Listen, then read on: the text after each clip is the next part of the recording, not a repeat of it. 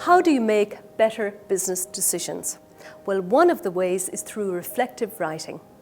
I'm here today to talk to you about how you can use a reflective learning journal for good decision making and better management practices. Reflective practice has been used for many years in medicine and the health sciences. In recent times, reflective practice has been used in business courses. And in our Certificate of Management course, Reflective Learning Journal is a core module. Journaling is a superb skill for helping you reach your potential as a leader and a manager. It's a creative activity which helps you gain insights into the way that you make your decisions. It helps you to develop your self-confidence, increase your self-awareness, and enhance your critical thinking skills. Studies have shown that writing a reflective learning journal is an empowering activity, and my students tell me that it allows them that space to re-evaluate their management style and develop good intuition and a questioning attitude. In many ways, the practice of reflection helps you to get to know yourself better, weigh up a situation, look at things from a new perspective. And the great thing about it is all you need is a pen and paper and some guidance from the experts. One expert, Patricia Hedberg, states that when we reflect, we give the learning a space to be processed, to be understood, and to be integrated into our future thoughts and actions. She suggests that it is an important tool for practicing managers who work in busy, ambiguous, and often chaotic environments. In my class, I ask my management students to create a journal to make sense of a situation from which they can develop an action plan. Joining me today is one of my students from the Management Development Unit, Sean Taff, who owns and manages several hair salons. Sean is here to share with you his experiences of writing a reflective learning journal. Hi, my name is Sean Taff. I own Sean Taff Hair Group in Kerry. We have 4 hairdressing salons and employ 64 people.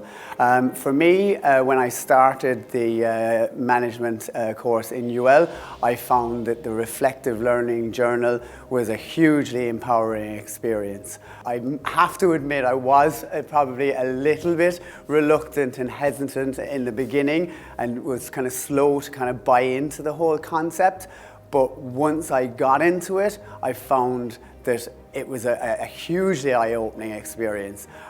When I started my business, I was winging it the entire way. I didn't finish secondary school, so anything that I did, it was just kind of a wing and a prayer.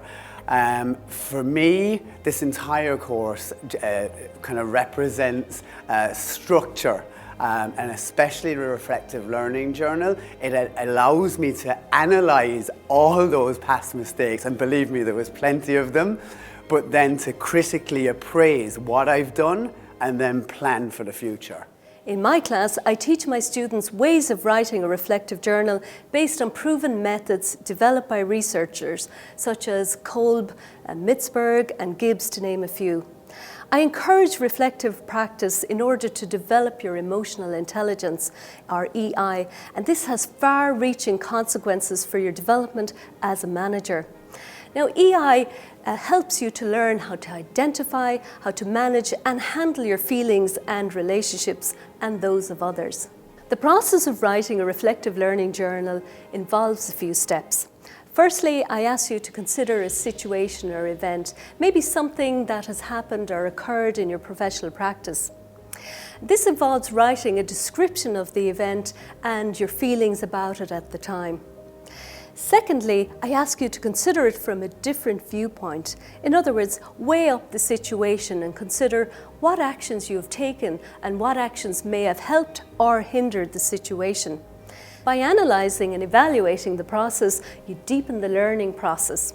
And by putting this into practice in the form of an action plan, you become successful. And you learn that skill of writing a reflective learning journal for good decision making. John Dewey, the American philosopher and psychologist, famously said, "We do not learn from experience, we learn from reflecting on experience." For business leaders and managers, it is an essential tool. If you would like to find out more about this, feel free to contact me or our team at the Management Development Unit in the Chemie Business School, University of Limerick.